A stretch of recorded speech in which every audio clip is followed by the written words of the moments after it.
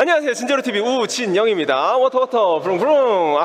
자, 오랜만에 인사드립니다. 네, 오늘 제가 가져온 컨텐츠는 컨설팅.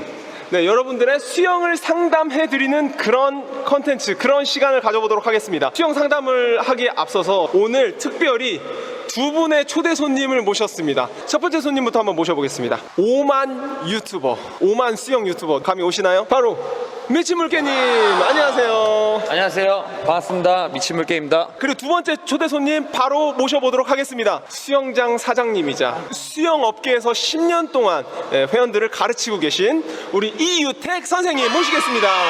안녕하세요, 이유택입니다. 이유택 선생님은 10년 동안 많은 회원들을 가르쳐 주시고 계십니다. 맞으시죠? 네.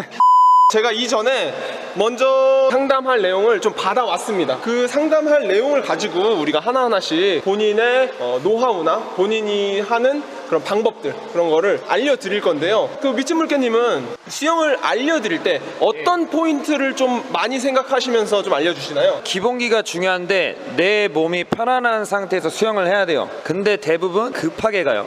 저기를 빨리 가야겠다. 이게 아니라 그 전에 내 몸을 편안하게 만든 상태에서 순차적으로 연결을 해야 돼요. 그냥 어영부영하게 안 되는 상태에서 연결을 시키니까 오히려 더 안 돼요. 콤비가 되려면은 하나하나 차근차근 그 단계에 짚어서 가야 된다고 생각합니다. 급하지 않고 하나하나씩 짚어서 그리고 좀 편안하게 수영할 수 있는 위주로 수영을 알려주신다. 네, 그렇죠. 자, 그러면 우리 이유택 선생님은 어떤 부분을 좀 중점적으로 생각하시면서 강습을 진행하시고 수영을 알려주시나요? 지상이 아니고 물이기 때문에 물을 정확하게 당겨서 정확하게 차서 물을 이용하는 방법이 중요하다고 생각을 합니다. 물의 이해도를 좀 높이는데 좀 강습에서 좀 중요도를 생각하신다, 뭐 그런 말씀이시죠?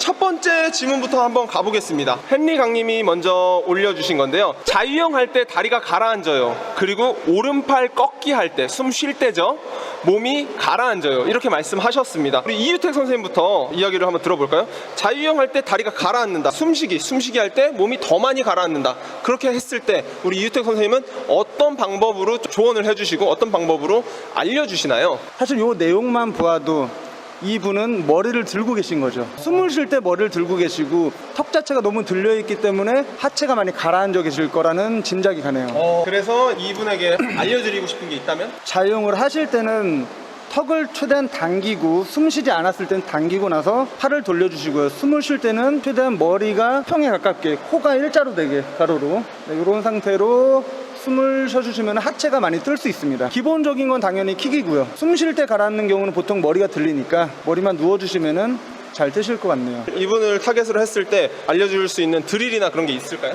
숨쉬기 먼저 교정을 할 것 같은데요. 제자리에 멈춰서 벽 잡고 숨쉬기 음파부터 하고요. 그 다음에 출발할 때는 오른팔만 돌려서 숨쉬기로, 그 다음에 숨쉬기가 완벽하게 되고 나서는 양팔 돌려서 수영을 연습시킬 것 같네요. 자, 그러면 우리 미친물개님은 구독자님께 조언을 해주시거나 혹은 꿀팁을 줄 게 있다면 뭐가 있을까요? 선생님께서 말씀하셨던 거랑 똑같은데요. 일단 호흡할 때 머리가 들리니까 다리가 당연히 가라앉겠죠. 최대한 가슴과 배가 바닥을 보게 유지를 해야 되는데 아직 이분은 호흡 자체가 안정적으로 되지가 않는 것 같아요. 최선의 오른팔 꺾기를 할 때 그때도 가라앉는다고 해요. 무게중심이 흔들리면서 가라앉는 것 같아요. 사이드 발차기를 호흡을 하면서 사이드 발차기. 네, 사이드 발차기 했을 때 몸이 수평이 돼야 돼요. 그 상태에서 수평이 된 상태에서 팔 꺾기 하는 연습이랑 호흡하는 연습을 따로따로 하고 어느 정도 되면은 호흡하는 상태에서 팔 꺾기, 몸이 가라앉는 게 핵심 포인트이기 때문에 왜 가라앉는지에 대해서 연구를 해보고 분석할 필요가 있어요.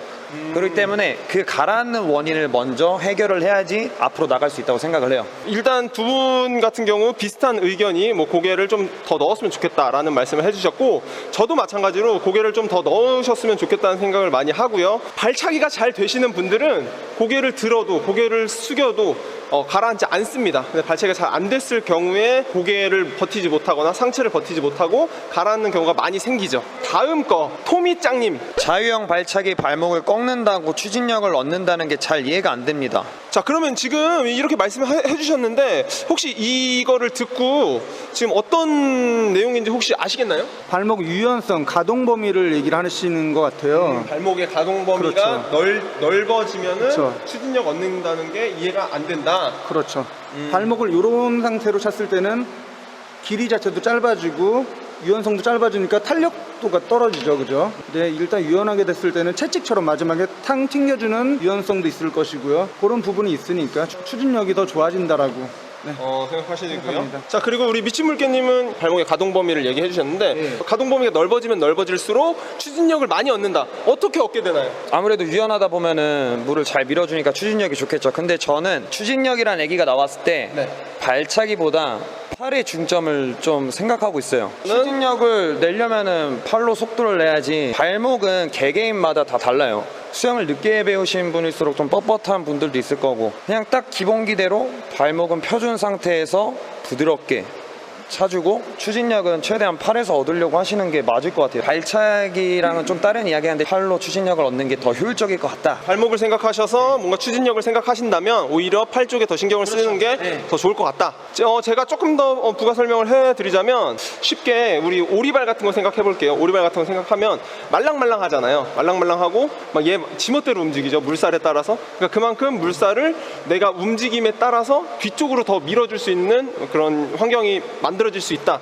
저는 딱 그 정도만 말씀을 드리겠습니다. 다음 우리 튼튼님. 자유형할 때 힘들어지면 뭔가 패닉이 오는 것 같아요. 고개도 계속 들려고 하고 수영할 때 어떤 마음가짐으로 해야 하나요? 우리가 지금까지 얘기했던 게 뭔가 그 수영의 메커니즘적인 거라면 이번엔 약간 그 심리적인 게 나왔어요. 미친물개님서부터 한번 답변 들어볼까요? 저 같은 경우에도 저 시합을 많이 뛰었잖아요. 네. 힘들면은 진짜 패닉이 와요. 자세가 다 무너져요. 숨이 너무 막혀요. 호흡을 하고 싶어요. 그리고 물도 안 밀어져요.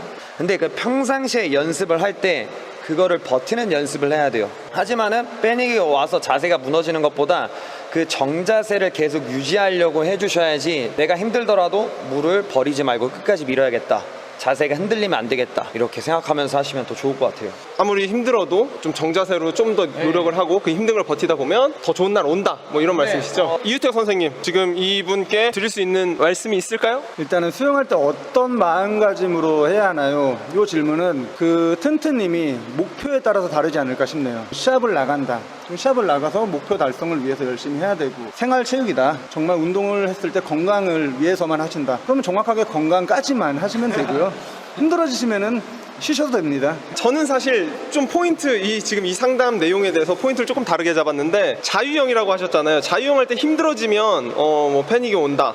근데 어떤 마음가짐으로 해야 하나요? 튼튼님 같은 경우 자유형만 배우신 분 같아요. 그러니까 초보자분인 것 같은데, 제가 딱 말씀드릴게요. 자유형이 제일 쉽습니다. 저병, 평형 가면 더 어려워지겠구나, 이렇게 생각하시면 좋을 것 같습니다. 자, 그 다음 질문 바로 가보겠습니다. 자유형 물잡기가 잘 안 돼요. 하이 엘보라고 이제 답변을 주셨네요. 미친물개님은 그 하이엘보에 대해서 좀 사람들께 알려주실 때 어떤 훈련 혹은 뭐 어떤 방법 뭐 이렇게 좀 알려주시나요? 저는 하이엘보 자체를 알려주지 않습니다. 선수도 아닌 이상 이 스킬을 하기에는 좀 애매하게 부담이 될 수도 있고, 우리가 가장 기초 때 배우는 게 팔 돌리기지 않습니까?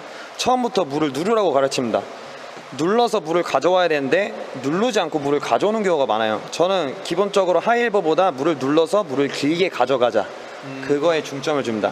이유택 선생님은 하이엘보 혹시 어떻게 알려주시나요? 보통 벽에 엎드려서 팔꿈치까지 벽에 엎드린 상태에서 벽에 붙이는 연습을 많이 하고요. 앞에서 하이엘보를 세워서 하는 컬링을 하고 있습니다. 스컬링과 벽에 붙어서 팔꿈치까지 내려오는 그런 동작을 하신다고 하셨고, 저 같은 경우는 하이엘보가 어느 정도는 효율적이라 생각합니다. 하이엘보를 했을 때 힘을 좀 적게 들이고 물을 더 쉽게 밀 수 있다 생각을 하는데, 지금 물잡기가 잘 안 된다고 하셨잖아요. 손의 위치와 팔꿈치의 위치가 굉장히 중요합니다. 손의 위치가 분명 팔꿈치보다 먼저 움직여야 되고 먼저 가야 됩니다. 근데 지금 물잡기가 잘 안 된다고 하시면 그만큼 물을 놓치는 건데, 그런 확률이 가장 높은 게 하이엘보에서는 팔꿈치가 먼저 떨어지는 거, 이런 경우 물을 많이 놓치는 경우가 있죠. 그래서 저는 팔꿈치는 가만히 있고 손바닥부터 먼저 움직이셔라, 이렇게 말씀을 드리고 싶습니다.